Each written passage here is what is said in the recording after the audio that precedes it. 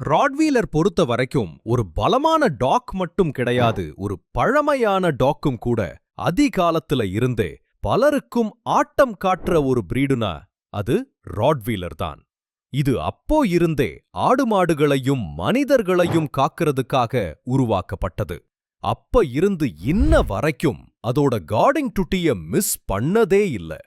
இப்போ சில காலங்களா இது கொடுத்த கஷ்டமும் அதிகம், நஷ்டமும் அதிகம்.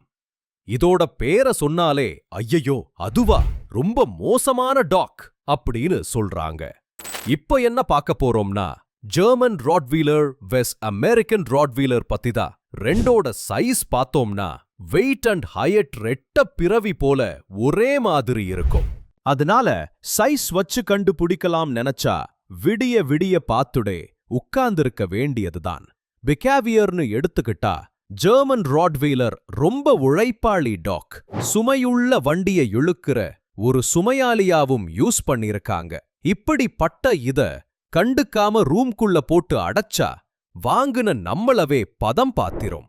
ஆனா அமெரிக்கன் ராட்வீலர் அதுக்குன்னு சோம்பேறிலாம் கிடையாது. அதுவும் வேலை செய்யும். ஆனா அது அதிக நேரம் ஃபேமிலிவோட டைம் ஸ்பெண்ட் பண்ணதான் ஆசைப்படும். ட்ரைனிங் எடுத்துக்கிட்டா ஜெர்மன் ராட்வீலர் பொறுத்த வரைக்கும் உடம்பால மட்டும் இல்ல மைண்டாலையும் ரொம்ப ஸ்ட்ராங்கான பிரீடு.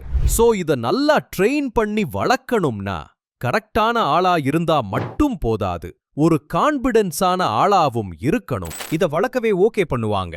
ஆனா அமெரிக்கன் ராட்வீலர் அப்படி கிடையாது.